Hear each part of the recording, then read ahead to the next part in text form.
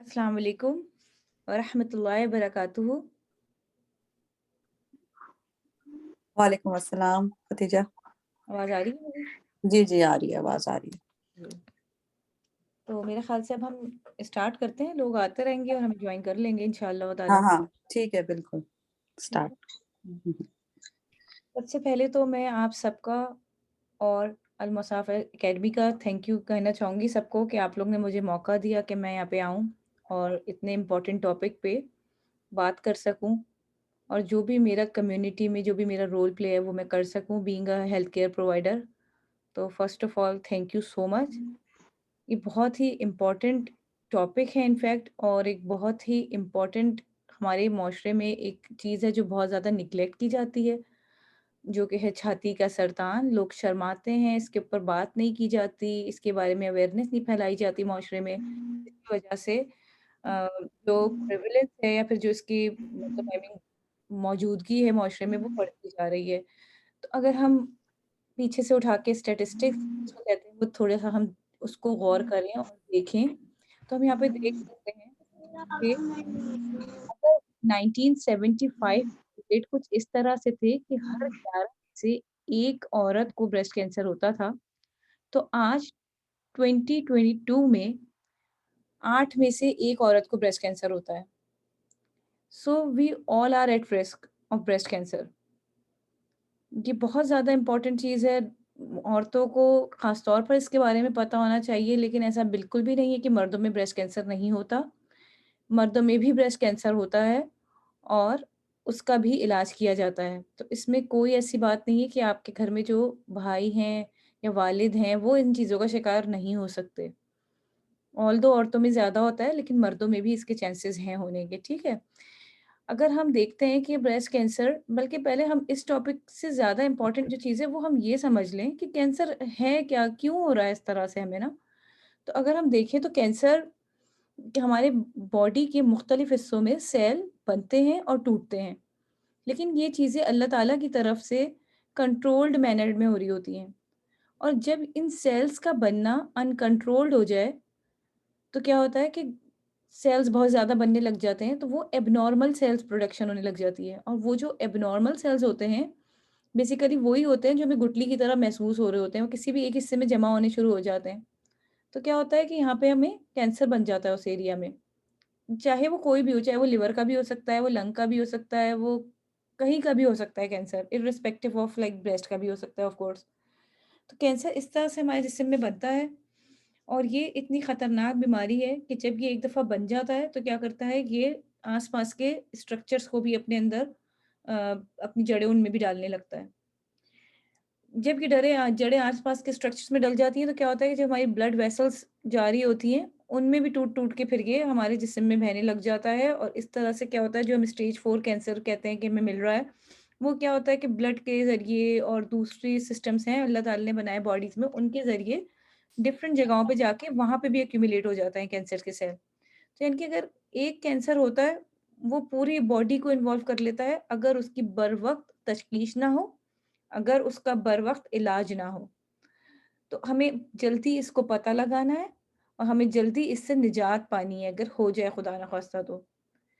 लेकिन उससे पहले एक चीज़ आती है रिस्क फैक्टर्स।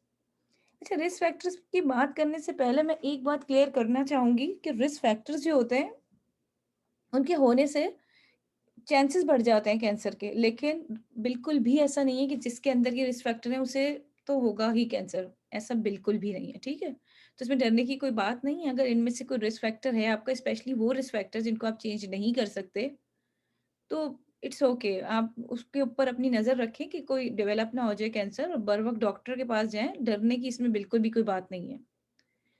तो अगर हम देखें जैसे कि अगर कोई बंदा है जो smoking I mean smoking of course Pakistan में कम औरतें स्मोक करती हैं, लेकिन बाहर की कंट्रीज़ में ये चीज़ बड़ी कॉमन है स्मोकिंग वगैरह। तो स्मोकिंग इसका रिस्क फैक्टर है और ये बहुत से दूसरे कैंसर्स का भी रिस्क फैक्टर है। इसी तरह से अनहेल्दी डाइट्स भी एक रिस्क फैक्टर है। हमें हेल्दी डाइट्स को खाना चाहिए इर्रिस्पेक्टिव ऑफ एवरीथिंग, हमें हेल्दी चॉइसेस को प्रेफ़रेंस देनी चाहिए। अच्छा, इसके अलावा अगर तो किसी का पहला बच्चा 35 इयर्स के बाद होता है, तो उसमें ब्रेस्ट कैंसर के चांसेस होते हैं। इट्स नॉट लाइक कि अगर 35 ईयर के बाद आपका किसी का बच्चा होगा तो उसको ब्रेस्ट कैंसर होगा ही होगा, ऐसा बिल्कुल भी नहीं है। बल्कि ऐसा है कि अगर 35 के बाद बच्चा होता है तो चांसेस बढ़ जाते हैं। इसके अलावा किसी को अगर मेनार्की जिसको कहते हैं माहवारी जल्दी आती है, मतलब आई मीन बिफोर 12 साल की उम्र या 10 साल की उम्र से भी पहले आ जाती है, लाइक 8 ईयर 7 ईयर में, और वो देर तक उसको चलती रहती हैं पीरियड्स, यानी कि 55 इयर्स के भी हो गए तो पीरियड्स आ रहे हैं, 60 70 80 इयर्स के में भी। I have seen many patients यहाँ पे कनाडा में जिनको 62 65 ईयर की एज में भी पीरियड्स आ रहे होते हैं। तो अगर ये हार्मोनल बेसिकली इन्फ्लुएंस होता है बॉडी पे, अगर ये प्रोलॉन्ग टाइम तक रहे तो उसमें भी फिर ब्रेस्ट कैंसर के चांसेस बढ़ जाते हैं। इसके बाद अगर हम देखते हैं तो हार्मोनल थेरेपीज जो डिफरेंट तरह की हैं, कुछ लोग चाहते हैं कि हम ज़्यादा देर तक हमारे पीरियड्स आते रहें तो वो हार्मोनल थेरेपीज लेते हैं, उससे भी ब्रेस्ट कैंसर के चांसेस बढ़ जाते हैं। कुछ लोग वक्फे के लिए हार्मोनल जो टैबलेट्स होती हैं वो यूज़ करते हैं, तो उससे भी चांसेस बढ़ जाते हैं। बेहतर है कि हम कोई और मेथड जो है रादर देन टैबलेट्स और ये सारी चीज़ें, उस पे हम अपना फ़ोकस रखें रादर देन कि हम हार्मोनल थेरेपी पे जाएँ। अच्छा, इसके अलावा ये कि बच्चे को दूध ना पिलाने की वजह से भी ब्रेस्ट कैंसर के चांसेस बढ़ते हैं। और सबसे पहली तो बात मुझे जो करनी चाहिए वो ये कि फीमेल होना ही एक बहुत बड़ा रिस्क फैक्टर है। फीमेल्स में ब्रेस्ट कैंसर ज़्यादा होता है और 50 साल की उम्र के बाद इसके रिस्क बढ़ जाते हैं होने के। अच्छा, अब हमें इस चीज़ को देखना है कि हमारा अगर किसी को ब्रेस्ट कैंसर है तो वो किस-किस तरह से आपको पता चल सकता है कि मुझे ब्रेस्ट कैंसर है, और हमें उन चीज़ों पे नज़र रखनी चाहिए। तो ब्रेस्ट कैंसर गुठली की सूरत में भी प्रेज़ेंट कर सकता है। इस तरह से भी हो सकता है कि निप्पल को जब हम देखें तो निप्पल अंदर की तरफ धँस चुका हो।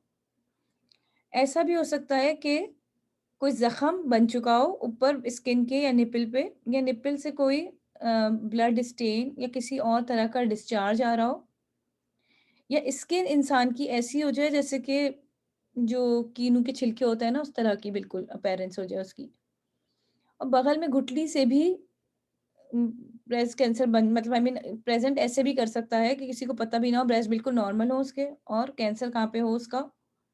पता चले कि हमारी गुठली हमें एक मिल रही थी बगल में जिसे हमने बहुत दिन तक इग्नोर किया, और जो था वो कैंसर हमारे ब्रेस्ट में जो कि इतना नज़र नहीं आया।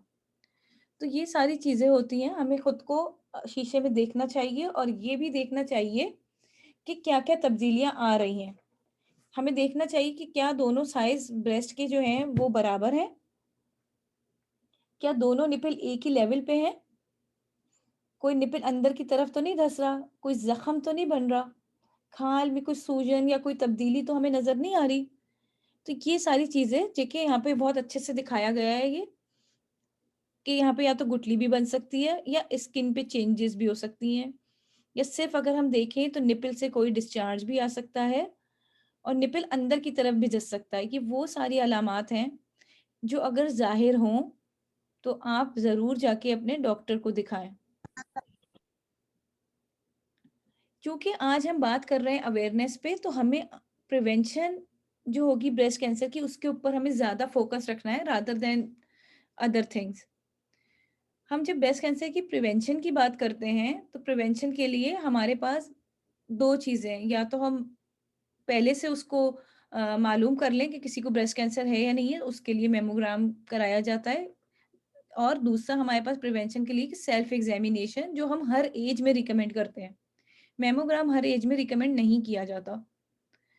सेल्फ एग्ज़ामिनेशन के कुछ इम्पोर्टेंट पॉइंट हैं और कुछ इम्पोर्टेंट तरीके हैं, जो हम सबको करने आने चाहिए और हमें अपने बच्चों को भी बताने चाहिए, अपनी बेटियों को भी बताने चाहिए और अपने रिलेटेड हमारे जो भी हैं, पड़ोस में लोग हैं, सबको हमें बताना चाहिए कि भई हम सब ने ब्रेस्ट एग्ज़ामिनेशन ज़रूर करना है।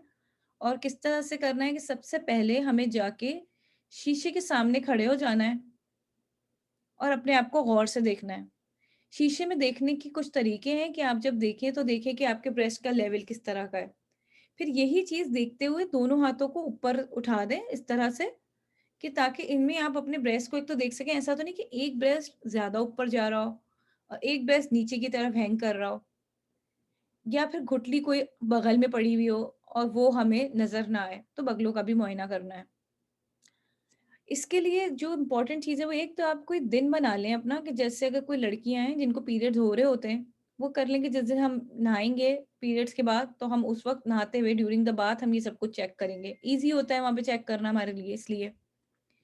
और जिनको पीरियड्स नहीं होते वो भी अपना कोई टाइम बना लें कि हर महीने की फर्स्ट को या हर महीने की 15 को मैं अपना एग्ज़ामिनेशन करूँगी, तो उससे ईज़ी रहेगा।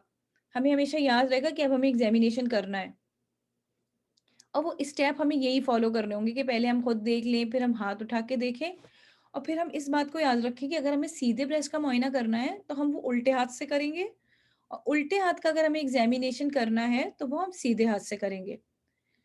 और जब हम एग्ज़ामिनेशन करेंगे, तो वो हम अपने उँगलियों के पल्प से करेंगे, अपनी हथेली से नहीं करेंगे। देखिए इस तरह से ना कि उँगलियों की जो पोरे हैं ना, उनको यूज़ कर रहे हैं।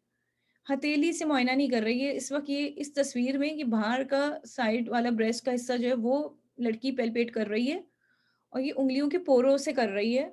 ये जो इसने पाम यहाँ पे रखी हुई है ऑफ़ कोर्स तस्वीर में दिख तो रही है लेकिन इससे एग्ज़ामिन नहीं कर रही, एग्ज़ामिन ये इससे कर रही है अपनी आगे की उँगलियों से।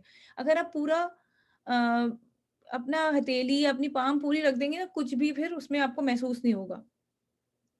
तो इसलिए हमें जब एग्ज़ामिन करना है तो हमें उँगलियों के पोरों से एग्ज़ामिन करना है अपने आप को। दूसरी चीज़ जिसका हमें ख़्याल रखना है वो ये रखना है कि हम एक तरतीब बना लें कि हमें कैसे एग्ज़ामिन करना है। जो सबसे कन्वीनिएंट तरकीब है वो ये है कि पहले आप बाहर वाले हिस्से को और ऊपर वाले हिस्से को यानी कि ऊपर और बाहर का जो हिस्सा है एक ब्रेस्ट को 4 हिस्सों में आप डिवाइड कर दें। ऊपर, नीचे बाहर का साइड यानी कि और फिर ऊपर और नीचे अंदर वाला साइड। तो अब आप आराम से एक सर्कुलर मेथड में इसमें चल सकते हैं।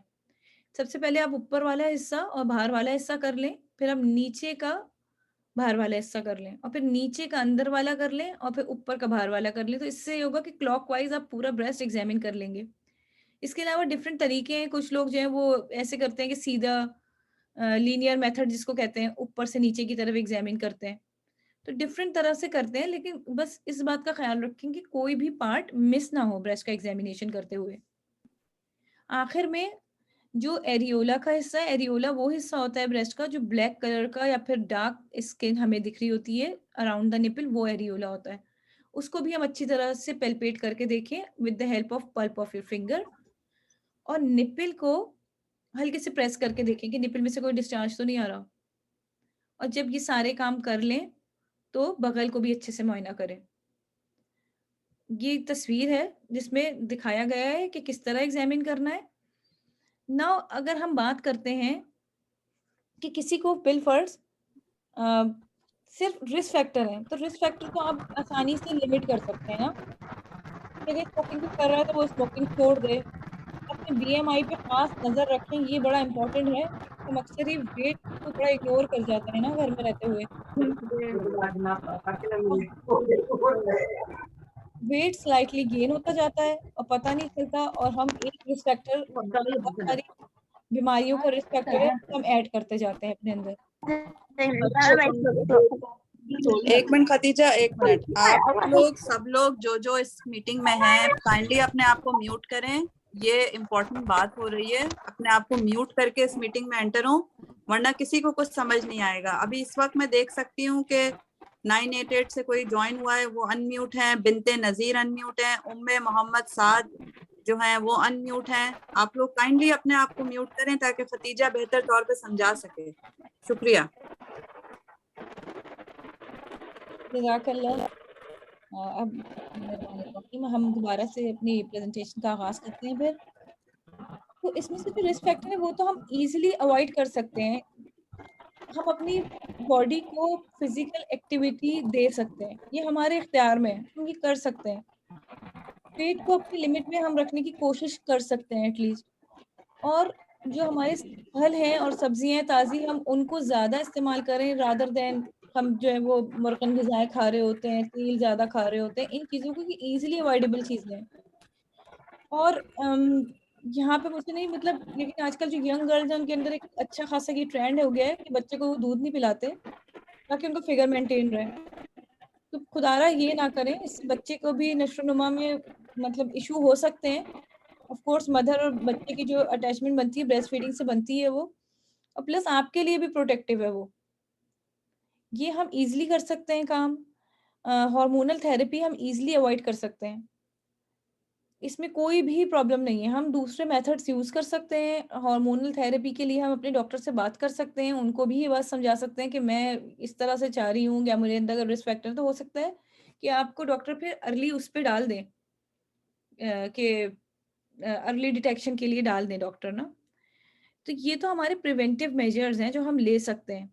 अब हमें एक और बात याद रखनी चाहिए प्रिवेंशन के लिए, कि अगर किसी के यहाँ किसी की वालिदा को या किसी की खाला को या किसी की बहन को ब्रेस्ट कैंसर है, तो उनके अंदर चांसेस बढ़ जाते हैं। थोड़ा कॉन्शियस रहना है अपनी ब्रेस्ट को लेके। उन्हें अपनी अगर तो वो 35 ईयर्स से भी कम है उनकी एज, तो उनका सेल्फ एग्जामिनेशन करवाएं, और बाद में उनका मेमोग्राम भी जो है ईयरली बेसिस पे होना ज़रूरी है।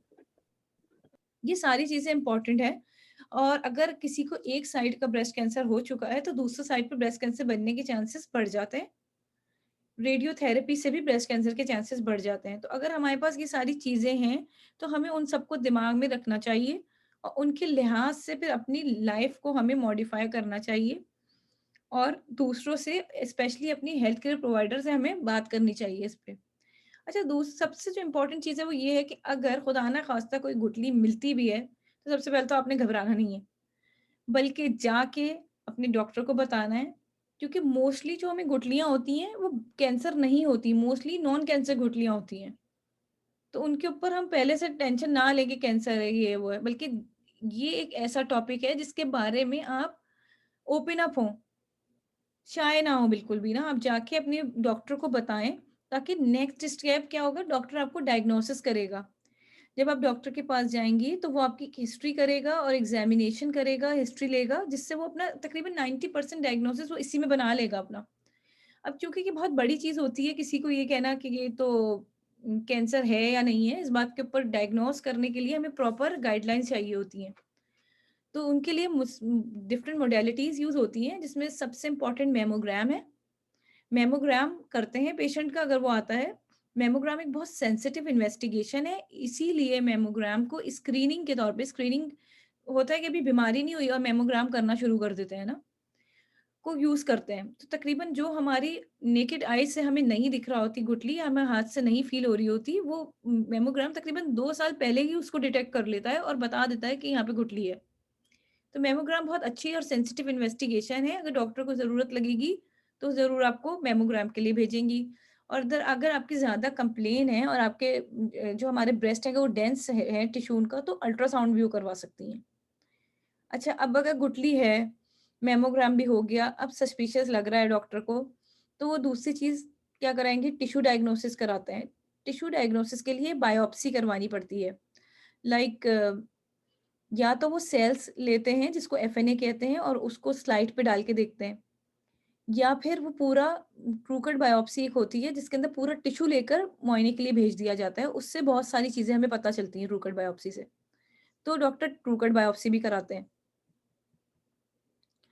अगर इनमें से किसी गुठली में 100% डॉक्टर को लगता है कि भई ये कैंसर ही है, तो प्लीज़ इलाज कराने से ना घबराएँ।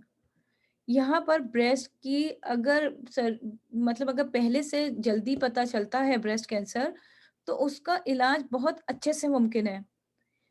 यहाँ तक कि कुछ सर्जरीज़ होती हैं जिसके अंदर ब्रेस्ट को कंज़र्व कर लिया जाता है, ब्रेस्ट को बचा लिया जाता है। छोटी गुठलियाँ होती हैं, साइड में कहीं पे होती हैं, बगल में कोई गुठली नहीं होती। इस तरह की सिचुएशन में ब्रेस्ट को बचा लिया जाता है, ठीक है?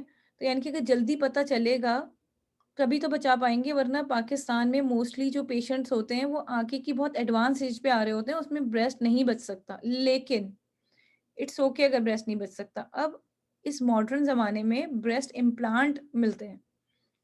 कुछ इम्प्लांट ऐसे होते हैं जो सिंपल ब्रा पहनो, ब्रा के अंदर इम्प्लांट रख लो, तो पता ही नहीं चलता कि ब्रेस्ट नहीं है, सिम ब्रेस्ट ही लगता है वो बिल्कुल। और कुछ इम्प्लांट ऐसे होते हैं जो कि स्किन के अंदर फिट होते हैं। तो बहुत सारी ऐसी सर्जरीज़ हैं, बहुत सारे ऐसे मेथड्स हैं कि अगर खुदा ना ख़ास्ता ब्रेस्ट निकल भी जाए, उसकी रिप्लेसमेंट मौजूद है हमारे पास। और हाँ, अगर खुदा ना ख़ास्ता किसी को पता ही 4th स्टेज पे चलता है कि मुझे ब्रेस्ट कैंसर है, तो भी मायूस होने की बिल्कुल बात नहीं है। इसमें हम रेडियोथेरेपी और कीमोथेरेपी देते हैं और उससे रिकवरी के चांसेस होते हैं बहुत ज़्यादा। अर्ली स्टेज पे अगर ब्रेस्ट कैंसर पता चलता है तो फॉर श्योर बिल्कुल ही कैंसर फ्री सर्वाइवल होता है पेशेंट का।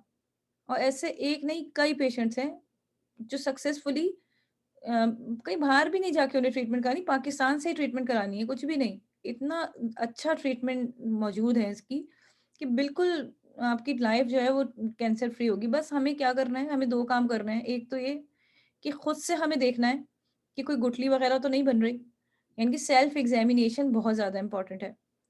दूसरी बात ये कि हमें अपने आप को यहाँ पे पाकिस्तान में कोई भी स्क्रीनिंग का फ्री स्क्रीनिंग का कोई सिस्टम है नहीं पाकिस्तान में।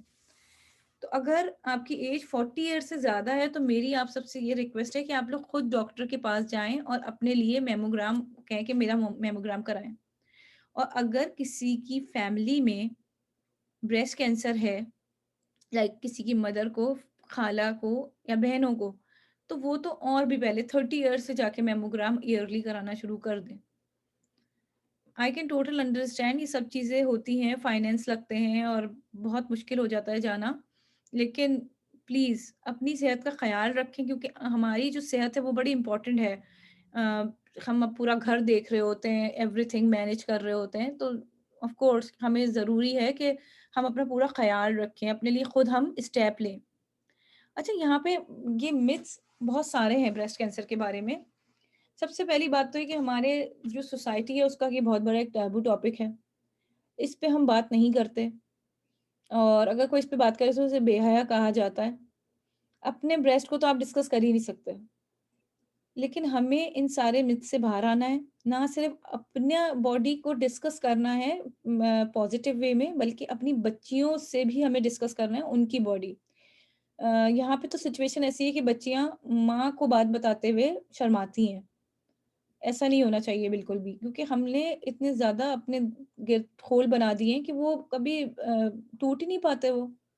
फिर जो दूसरी प्रॉब्लम आती है वो ये आती है कि बेचारी औरतें अपने हस्बैंड्स को बताते हुए डर रही होती हैं कि मैं बताऊँ, नहीं बताऊँ, क्या करूँ? इसमें आपका कोई कसूर नहीं है, किसी को कोई बीमारी हो गई है, वो जाए उसके बारे में बात करे, इसमें कोई किसी औरत का कोई कसूर नहीं है। फिर एक जो हमारे बहुत बड़ा मिथ है वो ये है कि अगर हम मैमोग्राम करवाएँगे तो उससे बीमारी हो जाएगी। नहीं जी, उससे बीमारी नहीं होगी। मैमोग्राम कराने से बीमारी का बर-वक़्त पता चल जाएगा। तो प्लीज़ मैमोग्राम इसलिए आप लोग ज़रूर कराएँ। एक बहुत ही बड़ा मिथ जो मैंने देखा है सोसाइटी में मतलब इवन पेशेंट हमारे पास आते थे और वो रेडी नहीं होते थे, वो कहते थे हम बायोप्सी नहीं कराएँगे। ऐसे ही इलाज कर दें, बायोप्सी तो नहीं कराएँगे हम। बायोप्सी से बीमारी फैल जाएगी।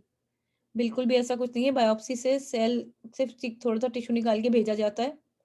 उससे बीमारी नहीं फैलती, बीमारी पहले ही फैल गई होती है अगर फैलनी होती है तो या फिर जिस भी स्टेज पे होती है हमें सिर्फ़ वो पता चलता है, टिश्यू से पता चलता है कि ये कैंसर की गुठली है कि नहीं है, दैट्स इट। बीमारी बायोप्सी से नहीं फैलती, ये बहुत बड़ा मिथ है हमारी सोसाइटी में। फिर जो है एक बड़ा जो औरतें फेस कर रही हैं और मैंने खुद भी देखा है कि उनके देखिए अपने पार्टनर को भी जो है ना हमें थोड़ा-थोड़ा काउंसलिंग करनी चाहिए कि वो इस चीज़ से बाहर आएँ और अपने बेटों की भी करनी चाहिए क्योंकि जो सबसे इम्पोर्टेंट रोल प्ले कर रही होती हैं, वो माँएँ भी कर रही होती हैं। माँओं का भी फ़र्ज़ है कि अपने बेटों की वो काउंसलिंग करें या उनको इस तरह से प्रिपेयर करें कि वो अपने लाइफ़ पार्टनर की प्रॉब्लम्स को समझें। लाइक हमारे यहाँ जो है वो औरतें अपने हस्बैंड्स को इसलिए नहीं बता रही होती कि उनके हस्बैंड उन्हें छोड़ देते हैं। मेरे हस्बैंड कहेंगे कि मैं तो बस अब तुम्हारे ब्रेस्ट कैंसर हो गया, अब मैं तुम्हें छोड़ रहा हूँ। इट्स लाइक दिस ऐसा है। तो इस डर से भी बेचारी औरतें चुप रहती हैं। लेकिन वही बात है कि ब्रेस्ट कैंसर हो गया, बर-वक़्त पता चल जाए, तो ब्रेस्ट इम्प्लांट से भी ब्रेस्ट का फीलिंग आती है, तो इट्स ओके अगर ब्रेस्ट ना हो तो। बहुत सारी औरतें अ, ऐसी हैं जो ओल्ड एज की हैं, उनके हस्बैंड नहीं हैं, तो वो बेचारी अपने बेटों से कहती हुई जो है वो शर्मा रही होती है।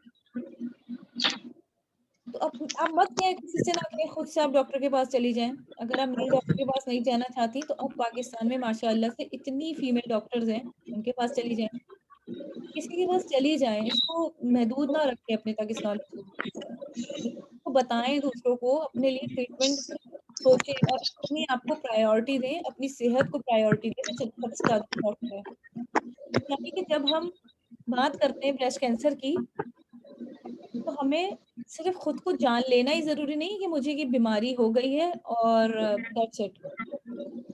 दूसरों को भी बताना है, अपने स्पेशली अपने हेल्थ केयर प्रोवाइडर को जाके बताना है कि मुझे ये बीमारी हो गई है और अब मैं क्या करूँ? और बर वक़्त बताना है। और हमें जो बहुत सारे ऐसे लोग होते हैं जो कि कहते हैं कि बस दम दरूद करा लेंगे, ब्रेस्ट कैंसर सही हो जाएगा। ब्रेस्ट कैंसर दम दरूद से सही नहीं होता। दुआ आप अल्लाह से करते रहें, ये दुआ करें कि जो हम ट्रीटमेंट लें अल्लाह ताला शिफ़ा दे हमें।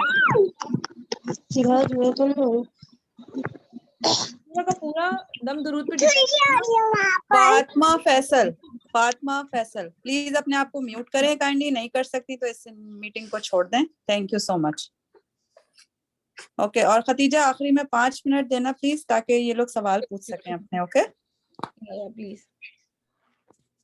तो प्लीज सबसे पहले जो हमारा इस वक्त टेक होम है वो ये है कि हमें अपनी केयर करनी है, हमें अपने दूसरे लोगों को इस बात को बताना है, अपने हस्बैंड्स और बेटों को भी बताना है इस बात को कि ब्रेस्ट कैंसर हो सकता है।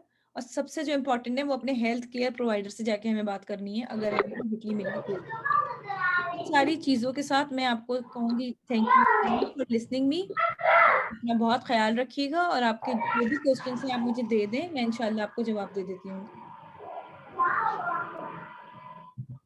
अस्सलाम वालेकुम रहमतुल्लाहि व बरकातुहू। माइक ऑन कर सकते हैं? श्योर।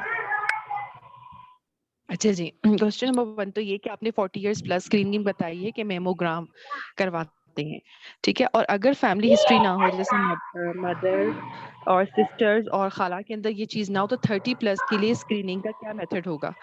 और नंबर 2 मेरा क्वेश्चन ये है कि जो मुझे एक फीलिंग आई कि मैंने 1-2 केसेस ऐसे देखे कि ब्रेस्ट कैंसर से वो ठीक हो गई, लेकिन मतलब ब्रेस्ट कैंसर से ठीक हो गई, गुठली रिमूव हो गई और डॉक्टर ने उनको 100% श्योर कर दिया, लेकिन उसके बाद उनको दोबारा यानी कैंसर अटैक करा दूसरे ऑर्गन पर। तो और फिर एक और जगह मैंने देखा कि उनको भी कोई प्रॉब्लम थी, वो भी कैंसर से ठीक हो गई, लेकिन दूसरी दफा फिर उनको अटैक हुआ कोई 7-8 साल बाद। तो ये जो दोबारा अटैक वाला हादसा, इसके लिए भी थोड़ी सी प्रिकॉशंस बता दें कि जब एक दफा कैंसर से रिकवरी हो गई तो उसके लिए फिर दोबारा हम क्या ऐसे प्रिकॉशंस लें कि वो किसी और ऑर्गन के ऊपर उसका वो ना चावल हो। बना रहे हैं उसके साथ। बाकी अल्लाह के हुक्म से जो होता है बेशक होता है, तो बाबा इस पे ने थोड़ी बोला सी है।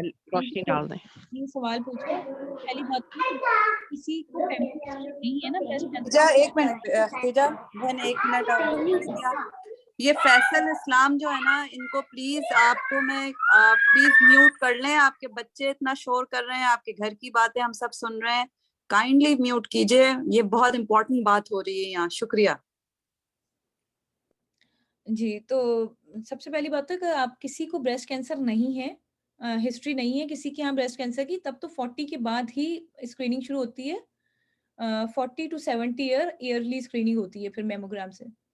और अगर किसी के पास ब्रेस्ट कैंसर की हिस्ट्री है, किसी की मदर को, खाला को या फिर इस तरह से कोई भी फैमिली ट्री में उसकी हिस्ट्री है, तो फिर उसकी 10 ईयर बिफोर ही मेमोग्राम शुरू हो जाता है उसका, यानी कि उसका मेमोग्राम शुरू हो जाएगा 30 ईयर से। और आपने जो दूसरा सवाल पूछा कि कैंसर जो है बिल्कुल कैंसर फ्री हो गए और फिर रिकरेंस हो गई उसकी, देखिए कैंसर की रिकरेंस के चांसेस होते हैं, बिल्कुल होते हैं, नो डाउट इन इट। तो उसके लिए होता है कि जो हम लोग रखते हैं अपने पेशेंट को वो इस तरह से रखते हैं, फॉलो अप विजिट्स पे रखते हैं पेशेंट्स को। अगर किसी को कहीं और का भी हो जाए तो उसके लिए कीमोथेरेपी और रेडियोथेरेपी दी जाती है, अगर उसका प्राइमरी सोर्स जो है वही हो पुराना वाला। लेकिन समटाइम्स ये भी होता है कि एक जगह का कैंसर हो गया, उसका पूरा क्योर हो गया और पेशेंट ने किसी और जगह पे न्यू कैंसर डेवलप कर लिया। तो फिर उसका न्यू तरह से जो है उसकी ट्रीटमेंट शुरू होती है, क्योंकि वन कैंसर अगर पेशेंट को एक जगह का किसी का कैंसर होता है तो उसको दूसरी जगह कैंसर होने के चांसेस, मतलब मल्टीपल कैंसर के चांसेस भी बढ़ जाते हैं ना। और बाकी ये है कि आगे तो अल्लाह के हाथ में, और आपकी बात बिल्कुल बिल्कुल सही है कि हो जाता है जी। ऐसा, तो उसके लिए जी जी ठीक है। इम्पोर्टेंट ये कि आप डॉक्टर से कांटेक्ट में रहें। बिल्कुल कांटेक्ट में नहीं, फॉलो अप विजिट्स करते रहे, बेशक आपका वो खत्म ये जो इसके बावजूद करते हैं, बाकी अल्लाह रब्बुल इज्जत सबकी हिफाजत फरमाए। नंबर 3 क्वेश्चन है, एक मिथ ही है, शायद आपने उस पर रोशनी डाली नहीं है, मतलब मेरे से रहेगी कि ब्रेजियर के हवाले से है कि कुछ लोगों के अंदर ये बहुत ज्यादा प्रॉब्लम है कि अब जी ब्लैक कलर नहीं पहनना, सेकेंडली रात को नहीं पहनना, नंबर 3 कुछ को है कि जी पहनना है वरना हो जाएगा खुदा ना खास्ता, तो इस पे थोड़ी रोशनी डाल दीजिए हाँ, इस हवाले से। तो देखिए इसके लिए मैं आपसे कहूँगी, देखिए एक बात तो कि कलर तो आपको खुद भी माशाल्लाह से समझ आ रही होगी, बाकी तो कोई बेस ही नहीं बनती ब्लैक और व्हाइट इस तरह की ना कि नहीं पहने या पहने। ठीक है, ये तो कोई बात ही नहीं हुई कैंसिल करने ना करने की, तो ये तो बिल्कुल ही मिथ है टोटल।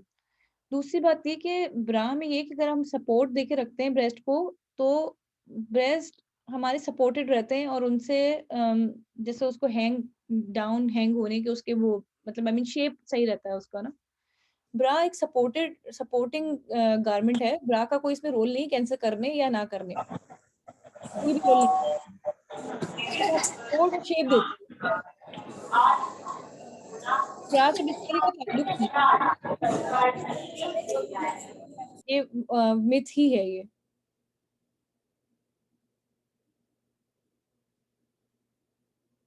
हेलो। हाँ हाँ खतीजा, हम लोग सुन रहे हैं, वो बीच में कोई इन्होंने अनम्यूट कर दिया था, बात जी सुन जी पड़ी बिल्कुल सुन लिया अल्हम्दुलिल्लाह, मुझे थी। तीनों सवालों के जवाब मिल गए हैं, जज़ाकुमुल्लाह खैरन कसीरा। और कोई सवाल है किसी का आप लोगों में से, क्योंकि हमारे पास आई थिंक 10 मिनट है ना खतीजा? यार या ये हाँ 4:30 मिनट है, 40 मिनट्स की थी ये मीटिंग ना। 47 मिनट्स आई थिंक है। 4 मिनट हम्म। आप लोगों का कोई सवाल है तो हम ले सकते हैं। खतीजा बहुत जी बहुत शुक्रिया, अल्लाह तुम्हें इसकी जजा अस्सलाम दे, वालेकुम। क्योंकि बहुत अच्छा सेशन था। जी अस्सलाम वालेकुम वालेकुम। अस्सलाम। वालेकुम अस्सलाम। बाजी जान, मैंने आपसे ये पूछना था कि मेरी बेटी अभी 1 साल 4 महीने की है ना, तो हम्म। मैंने उसको खुद फीड नहीं छुड़वाया क्योंकि मेरी कंडीशन बहुत ज्यादा खराब हो गई थी कि मुझे चक्कर बहुत ज्यादा आते थे, वीकनेस बहुत ज्यादा आती थी ना। तो मुझे एक दो ने मशवरा दिया और उसके बाद जो जाके ना मैंने अपनी बेटी को फीड छुड़वाया। फिर मैंने एक दो मसले भी पूछे क्योंकि मेरी कंडीशन बहुत खराब थी। तो इस हवाले से क्या मुझे कोई गुनाह वगैरह तो नहीं मिलेगा? देखिए गुना सवाब तो कोई मतलब आई मीन आप इतना आपकी तो मेडिकली इशू ही हो गया ना, कि आपकी हालत खराब थी या जो भी था, तो अल्लाह ताला तो नियत के हाल जानता है ना, उस बेस पे हमारा फैसला होगा। ये तो नहीं हम यहाँ से बैठ के हम किसी को ऐसे नहीं कह सकते कि तुम्हें बड़ा गुनाह मिलेगा। It's not like this. हर किसी की अपनी सिचुएशन होती है और इंशाल्लाह जो कयामत के रोज हमारे मामलात भी उन्हीं उसी बेस पे होंगे, आप फिक्र नहीं करें। आपकी तबीयत खराब थी, आपने छुड़वा दिया, जस्टिफाई ना। हुक्म है कि कुरान में पिलाएं, लेकिन नहीं पिलाने पे गुनाह तो नहीं है। पिला सकते हैं तो पिलाएं। तो इट्स एब्सोल्युटली ओके। अल्लाह ताला तो नियतें जानता है इंसान की। और किसी का सवाल है? हमारे पास 2 मिनट हैं अभी। ठीक है, अस्सलाम वालेकुम। वालेकुम अस्सलाम व रहमतुल्लाहि व बरकातहू। हाँ जी, एक तो ये कि क्वेश्चंस थे लेकिन वो अल्हम्दुलिल्लाह पहले जो सिस्टर ने पूछे हैं तो माशाल्लाह आपने बहुत अच्छी तरह उसको क्लियर कर दिया है। एक ये पूछना था कि कितनी एज से, किस एज से बच्चियों की मतलब की जाए, आपने जो चेकअप कहा है ना कि खुद अपना सेल्फ हम करें, तो जी, वो जी। किस एज से स्टार्ट करना चाहिए देखिए जब बच्चियों पीरियड का? स्टार्ट हो ना, जब भी बच्चियों को ये बातें सिखा देनी चाहिए। यंग एज में हमारे पास कैंसर तो नहीं होता है, मतलब रेयर होता है। लेकिन दूसरी बहुत सारी चीज़ें होती हैं जो पीरियड्स के साथ हमारे ब्रेस्ट में लम्प बनने शुरू हो जाते हैं। वो भी इम्पोर्टेंट होते हैं, तो ब्रेस्ट एग्जामिनेशन पीरियड जब स्टार्ट हो, उसी वक़्त बच्चों को सिखा देना चाहिए। ठीक है, थैंक यू। वेलकम। अस्सलाम वालेकुम। वालेकुम अस्सलाम व रहमतुल्लाहि व बरकातहू। मुझे ये पूछना था कि जो ब्रेस्ट पेन है क्या वो भी मतलब इसी के अंदर इंक्लूडेड होगा? ब्रेस्ट पेन जो है, देखिए पेन में इस तरह सा होता है कि कभी-कभार ही ऐसा होता है कि ब्रेस्ट कैंसर पेन के साथ प्रेज़ेंट करे, इन्फ्लेमेशन के साथ प्रेज़ेंट करे, वरना यूजुअली ब्रेस्ट कैंसर पेन के साथ नहीं प्रेज़ेंट कर रहा होता। लेकिन पेन अगर आपको है तब भी आप दिखाएँ जाके, ताकि एक बार आपका मुआयना हो जाए। ओके, बस अब थैंक यू। मीटिंग खत्म होने वाली है, लेस देन अ मिनट रहता है इधर, तो मैं अच्छा, अगर हम आपसे कांटेक्ट करना चाहें या किसी के थ्रू आपसे कोई क्वेश्चन करना चाहें, कोई गाइडलाइन लेना चाहें, तो ऐसा हो सकता है? मतलब आप हेल्प कर नो सकते? प्रॉब्लम। जी, जी, नो प्रॉब्लम। तो हम कैसे फिर नंबर दें? मतलब या हमें नंबर मिल जाए या ये कि मैं जैसे अपना नंबर दे दूं यहाँ पे? आप नंबर दे दें अपना, और जो है यहाँ पे जो हमारी अकेडमी है, वो लोग जो है वो कन्वे कर देंगे। चलें, जज़ाकल्लाह खैर, ठीक है, बहुत शुक्रिया आपका। आपका कोई बहुत शुक्रिया। जज़ाकल्लाह Khatija, thank you so much. बहुत इंफॉर्मेटिव सेशन था। Thank you. आई थिंक सबके लिए बहुत बहुत सबको मालूमात हासिल हुई। अल्लाह मियाँ तुमको जज़ा दे इसकी। Thank you. बस ये मेरा सेशन भी खत्म हो गया है। ठीक है, ओके, इंशाल्लाह फिर बात होगी। ओके, खुदा हाफिज। बस याद ही लिए कुछ नहीं, एक इंफॉर्मेटिव क्लास थी।